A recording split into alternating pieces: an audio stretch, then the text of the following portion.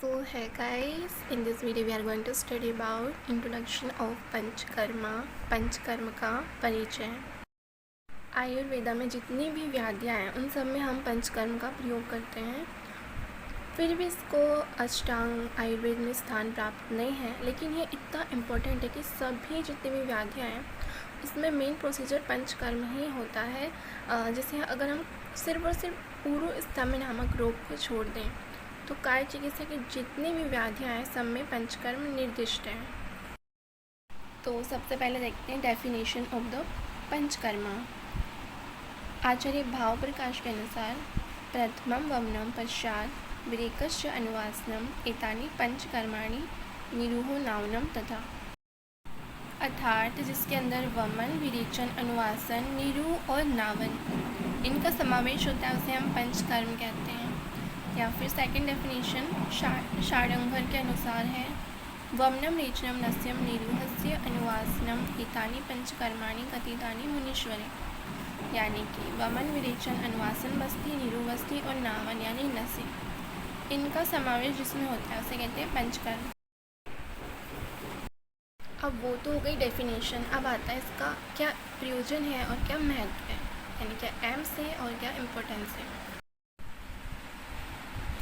इसके प्रयोजन के अंदर आता है स्वस्थ मनुष्यों में पंचकर्म रसायन आदि असाधारण गुण की प्राप्ति के लिए और रोग के अनुसार। स्वस्थ मनुष्यों में भी हम पंचकर्म करा सकते हैं उनकी स्वास्थ्य के संरक्षण के लिए, जिससे अगर उनकी आयु का अधिक बढ़ाना हो तो रसायन आदि असाधारण गुण की प्राप्ति के लिए, और रोगों में तो हम कराते हैं रोग के प्रशमन के लिए। हमारे आयुर्वेद का प्रयोजन है स्वस्थ से स्वास्थ्य रक्षणम। तो उसके लिए हम कैसे पंचकर्म कराएंगे? दैनिक नित्य कर्म के अंदर ऋतु के अनुसार करा सकते हैं, और अधारणीय वेग धारणजन्य व्याधियों में, यानी अधारणीय वेग को धारण कर लिया उससे उत्पन्न व्याधियों में, जैसे वात, मलमूत्र आदि जो 13 वेग चरक ने बताए हैं उनको धारण करने से शरीर को जो कष्ट हुआ तो वो दुख को दूर करने के लिए। तो थोड़ा सा देखते हैं, जैसे स्वास्थ्य के रक्षण हेतु दैनिक नित्य कर्म में कैसे, जैसे शौच, दंत धावन, स्नान, अभ्यंग, शिरस्तेल, प्रतिमर्श, नस्य, पादाभ्यंग, मात्रा बस्ती, कर्णतेल, जितने भी प्रोसीजर हमने दिनचर्या के अंदर पढ़े थे अष्टांग हृदय में फर्स्ट ईयर में, वो आदि पंचकर्म की विधियाँ नित्य दैनिक जीवन में प्रयोग करनी चाहिए, जिससे शरीर बलिष्ठ तथा स्वस्थ बना रहता है। अगर ऋतुचर्या के अंदर देखें तो जब ग्रीष्म ऋतु में वात का संचय होता है तो अगले महीने यानी श्रावण मास में प्रकोपित होता है। जो दोष शाखा में थे वो कोष्ठ में प्रकोपित होकर आ जाते हैं, तो इस समय बेस्ट रहता है। यानी ग्रीष्म ऋतु में संचित वात जब श्रावण मास में प्रकोपित होता है तो श्रावण मास में बस्ती द्वारा, क्योंकि बस्ती वात की एक अच्छी चिकित्सा है, तो उसका निहरण कर देते हैं। ठीक इसी प्रकार पित्त का कार्तिक मास में और हेमंत ऋतु में संचित कफ का चैत्र मास में वमन द्वारा। उसके बाद हमने पढ़ा था अधारणीय वेग धारणजन्य व्याधियों में जो वात, मल, मूत्र आदि जो 13 प्रकार के वेगों को हम धारण कर लेते हैं उससे शरीर को कष्ट होता है उनके निहरण हेतु। फिर आता है रसायन आदि असाधारण गुण प्राप्ति हेतु, जिससे बल प्राप्त हो सकता है, संतान की उत्पत्ति करने की क्षमता आ सकती है।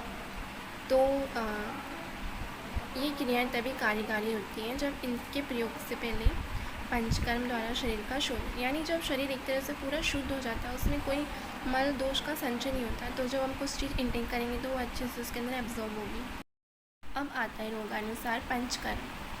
रोगानुसार पंचकर्म के अंदर हम एक श्लोक पढ़ेंगे आगे जाके, दोषा कदाचित कुप्यंती जीता लंघन पाचने जीता संशोधने हेतु न तेषाम पुनरुद्भव। यानी कि यदि रोगों को लंघन, पाचन आदि क्रियाओं द्वारा नष्ट किया जाए, यहाँ कहने का तात्पर्य है संशमन क्रिया की जाए, तो उनकी पुनः उत्पन्न होने की आकांक्षा बनी रहती है। लेकिन यदि संशोधन यानी एक तरह से बाहर शरीर के निहरण करने वाली चिकित्सा यानी पंचकर्म का प्रयोग किया जाए तो उनके पुनरुद्भव यानी पुनः उत्पन्न होने की प्रवृत्ति नष्ट हो जाती है, दोबारा रोग उत्पत्ति नहीं होती। इसलिए रोग में पंचकर्म संशोधन जो होता है वो श्रेष्ठ चिकित्सा है। अब इसके बाद हमारा टॉपिक आ जाता है त्रिविधम कर्म। कौन से होते हैं त्रिविधम कर्म, किसने बताए हैं? सुश्रुत ने। त्रिविधम कर्म पूर्व कर्म प्रधान कर्म पश्चात कर्म इति। पूर्व कर्म, प्रधान कर्म और पश्चात कर्म। अब डलहन ने पूर्व कर्म जो सुश्रुत के ऊपर टीका लिखी थी उसके अंदर पूर्व कर्म में लंघन, पाचन, दीपन, स्नेहन, स्वेदन, वमन और विरेचन का समावेश किया है। प्रधान कर्म के अंदर डलहन ने व्रण का पाटन और रोपण का समावेश किया है। और पश्चात कर्म के बाद चिकित्सा दी जाती है बल और अग्नि को बढ़ाने हेतु। कि सुश्रुत संहिता एक शल्य तंत्र चिकित्सा है, तो उन्होंने पूर्व कर्म के अंदर भी वमन और विरेचन का समावेश कर दिया। और प्रधान कर्म के अंदर जो शल्य होता है उसके बाद निर्हरण के पश्चात व्रण का पाटन और रोपण का समावेश उन्होंने प्रधान चिकित्सा के अंतर्गत किया। और पश्चात के अंदर जब व्रण बन जाता है, शल्य चिकित्सा में कमज़ोर हो जाता है पेशेंट, तो बल और अग्नि को बढ़ाने हेतु जो चिकित्सा दी उसका समावेश किया। अब आता है पंचकर्म चिकित्सा का मूल स्रोत। जो चिकित्सा के मूल उपक्रम है वही पंचकर्म के मूल स्रोत है। अब मूल उपक्रम क्या है? वो 6 हैं। चरक सूत्र 22 लंघन व्रणी अध्याय में वर्णित लंघनम व्रण काले रुक्षण स्नेनम तथा स्वेदनम स्तंभनम च एव जानीते यह स वे भिषक। यानी कि इसके अंदर लंघन, व्रण, रुक्षण, स्नेहन, स्वेदन और स्तंभन इन क्रियाओं का समावेश है। अब पंचकर्म के प्रयोग विषय में दोषों की अवस्थाएं आती है। बहुदोष अवस्था, मध्यम दोष अवस्था और अल्प दोष अवस्था, जिसमें बहुदोष अवस्था का ये श्लोक बहुत इम्पोर्टेंट है। बहुदोष अवस्था है बहुदोष के लक्षणों से युक्त। कौन कौन से लक्षण हैं? अविपाको अरुचि स्तोन्यम पांडुता गौरवम क्लम पीड़िका कोट कंडूलाम संभवो अरतिर एव च आलस्य श्रम दौर्बल्यम दौर्गंध्यम अवसाधकः श्लेष्म पित्त सम उत्क्लेशो निद्रानाशो अति निद्रता तंद्रा क्लेब्यम बुद्धित्वं शस्त्र स्वप्न दर्शनम बलवर्णम प्राणस्य दृश्यतु भ्राणेरपि बहुदोषस्य लिंगानि तस्मै संशोधनं हितम् ऊर्ध्व च एव अनुलोमं च यथा दोषं यथा बलम्। अविपाक अरुचि स्थूलता पांडुता गौरवता क्लम पीड़िका कोट कंडू अरथि आलस्य श्रम दौर्बल्य दौर्गंधक अवसाधक श्लेष्म पित्त का उत्क्लेश निद्रानाश अति निद्रता तंद्रा क्लेब्य बुद्धित्वं स्वप्न दर्शन बलवर्ण और प्राणश्च तृष्णा और भ्रणैर अपि बहुदोषस्य लिंगानि, यानी ये बहुदोष के वो लक्षण हैं जिसमें संशोधन हितकारी है। अब ऊर्ध्व या अनुलोम यानी वमन अथवा विरेचन वो दोष के अनुसार और बल के अनुसार देख लेते हैं। उसके बाद आते हैं मध्यम बल रोग के लक्षण।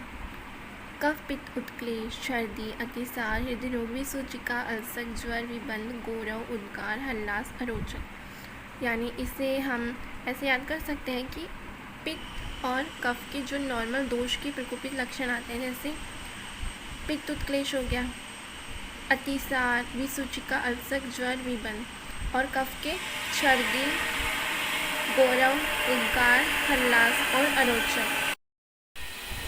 मध्यम बल रोग के इन लक्षणों में हमें पाचन का चिकित्सा प्रयोग करनी चाहिए, जिससे मध्यम दोष लंघन पाचन द्वारा शोषित हो जाते हैं। फिर उसके बाद आते हैं हमारे दोषहीन होने पर कौन से लक्षण होते हैं। दोषहीन होने पर अल्प लक्षण उत्पन्न होते हैं, तो वहाँ बस लंघन, उपवास, तृष्णा को रोकना यानी निर्जल और आदि जो उपाय हैं उनसे ही, सूर्य आतप से ही जलाशय सूखता है, उसी प्रकार दोष भी संशमित हो जाते हैं। तो आज बस इतना ही, नेक्स्ट हम अगली बार देखेंगे। तब तक के लिए ओके बाय।